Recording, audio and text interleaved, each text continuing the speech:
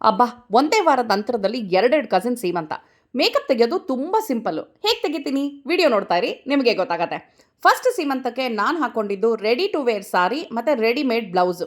ನಿಮ್ಗೆ ಡೀಟೇಲ್ಸ್ ಬೇಕು ಅಂದರೆ ಲಿಂಕ್ ಅಂತ ಕಮೆಂಟ್ ಮಾಡೋದನ್ನ ಮರಿಬೇಡಿ. ನೋಡಿ, ಇವರೇ ಆ couple, Varun, Neha. Family functions ಅಂದ್ರೇ ಖುಷಿ. ಕಸಿನ್ಸು, ರಿಲೇಟಿವ್ಸು, ಆಹಾ! ಇದು ನೋಡಿ, ನನ್ನ ಸೆಕೆಂಡ್ ಸೀಮಂತದ ಅಟೈಯರು. ಈ ಸೀರೆನ ನಮ್ಮಮ್ಮ ನನಗೆ ವೆಲ್ಲೂರ್ ಗೋಲ್ಡನ್ ಟೆಂಪಲಲ್ಲಿ ಕೊಡಿಸಿದ್ರು. ಯಕ್ಷಗಾನದ ಪ್ರಿಂಟು ಥ್ರೂ ಔಟ್ ಇದೆ. ಇವರೇ ಸೆಕೆಂಡ್ ಕಪಲ್, ಉದಯ್ ಮತ್ತು ಪೂಜಾ. ಇಲ್ಲಿ ನೋಡಿ, ಅಜ್ಜಿ ನಂಬರ್ 1, ಅಜ್ಜಿ ನಂಬರ್ 2.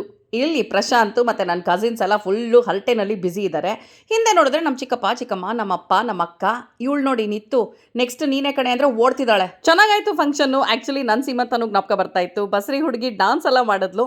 ಇವ್ರು ಊಟನೂ ಅಷ್ಟೇ ರೀ, ಸೂಪರಾಗಿತ್ತು. ಸಿಂಪಲ್ಲಾಗಿ ಮೇಕಪ್ ಮಾಡಿದ್ರು ರಿಮೂವ್ ಮಾಡಬೇಕಲ್ವಾ?